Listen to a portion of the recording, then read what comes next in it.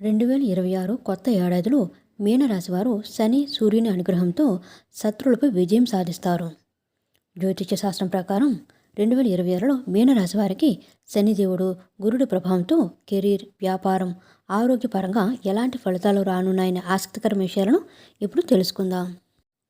జ్యోతిష్యం ప్రకారం మీనరాశి వారికి గురుడు అధిపతిగా ఉంటాడు. ఈ రాశి నుంచి గురుడు 4వ స్థానంలో సంచారం చేయనున్నాడు. దీని తర్వాత జూన్ 2 నుంచి పంచమ స్థానంలో ప్రవేశించనున్నాడు. మరోవైపు శనిదేవుడు లగ్న స్థానంలో సంచారం చేసే సమయంలో మీనరాశి వారికి విశేష ప్రయోజనాలు కలుగునున్నాయి. ఈ సమయంలో రాహు 12వ స్థానంలో, కేతువు 6వ స్థానంలో సంచారం చేయనున్నాయి.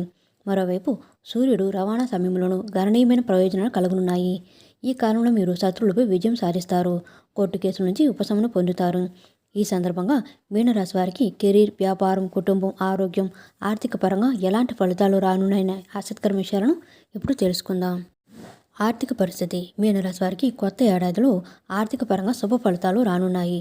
ఈ కాలంలో మీకు కొత్త ఆదాయ వనరులు తెరుచుకోవచ్చు. ఆస్తి, పెట్టుబడులకు సంబంధించిన విజయాలకు అవకాశాలు లభిస్తాయి. రాహు అష్టమ స్థానంలో సంచారం చేసే సమయంలో ఆర్థిక పరంగా మంచి లాభాలు రానున్నాయి.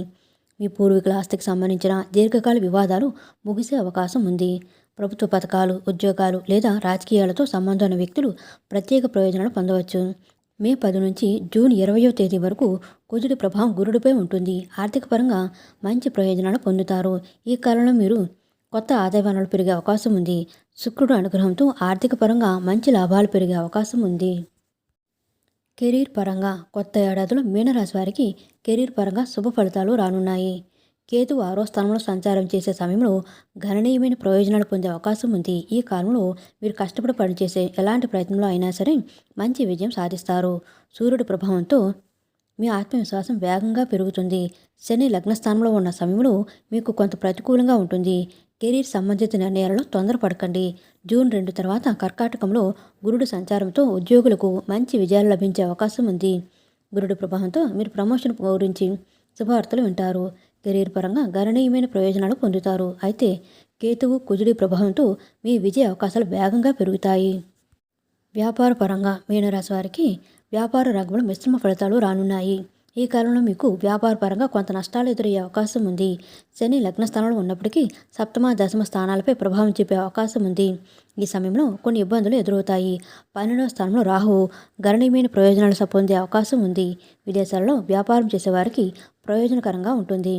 మరోవైపు జూన్ 2 నుంచి అక్టోబర్ 31వ తేదీ వరకు మీరు ముఖ్యమైన వ్యాపార నిర్ణయాలు తీసుకోవచ్చు. ఈ సమయంలో మీరు కొత్త ఒప్పందాలు పొందవచ్చు.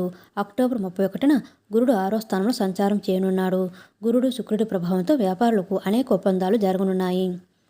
విద్యా జీవితం. మీనరాశి వారికి విద్యా పోటీ పరీక్షలు పాల్గొనే వారికి గొప్ప విజయాలు లభించే అవకాశం ఉంది. ఈ రాశి నుంచి పంచమ స్థానంలో గురుడు సంచారం చేయడం వల్ల సానుకూల ఫలితాలు రానున్నాయి. సమాజంలో మీకు గౌరవం పెరుగుతుంది. గురుడు అనుగ్రహంతో ఉన్నత విద్యను అభ్యసించడంలో మంచి విజయం సాధించవచ్చు. పోటీ పరీక్షలో మంచి విజయం సాధించే అవకాశం ఉంది. మొత్తం మీద 2026లో కొత్త అధ్యాయాలకు సమయం అనుకూలంగా ఉంటుంది. ఆరోగ్యపరంగా మీనరాశి వారికి ఆరోగ్యపరంగా అనుకూలంగా ఉంటుంది. సూర్యుడి ప్రభావంతో మీ శక్తి సామర్థ్యాలు పెరుగుతాయి. దీనివల్ల మీరు మానసికంగా, శారీరకంగా బలంగా మారుతారు. కేతువు ప్రభావంతో మీకు కొన్ని ఆరోగ్య సమస్యలు ఎదురవుతాయి. జూన్ 2 తర్వాత గురుడు 6వ స్థానంలోకి వెళ్ళడం వల్ల మీ తల్లి ఆరోగ్యంపై ప్రతికూల ప్రభావం పడవచ్చు. కాబట్టి అదనపు జాగ్రత్తలు తీసుకోవాలి.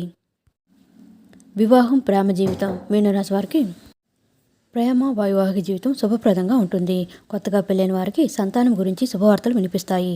అయితే అవివాహితులకు శని ప్రభావం వల్ల వివాహం కొంత ఆలస్యం కావచ్చు. మీ కుటుంబం, బంధువులతో సంబంధాలు బాగుంటాయి. తొందరపాటు, మితిమీరిన ఉత్సాహం ప్రేమ సంబంధాలు ఉద్రిక్తతకు కారణమవుతాయి. ఈ సమయంలో ఓర్పు, సంయమనంతో వ్యవహరించాలి. మీ జీవిత భాగస్వామితో నాణ్యమైన సమయాన్ని గడుపుతారు. పాటించాల్సిన పరిహారాలు. మీనరాశి వారు కొత్త ఏడాదిలో ప్రతిరోజు సూర్య భగవానుడికి నీటిని అర్ఘ్యం సమర్పించాలి. మీ శక్తి సామర్థ్యాల మేరకు పేదలకు పాలు, చక్కెర దానం చేయాలి. శనిదేవునికి నల్ల నువ్వులు, ఆవాల నూనె సమర్పించాలి. శనివారం రోజున శని మంత్రాలను జపించాలి.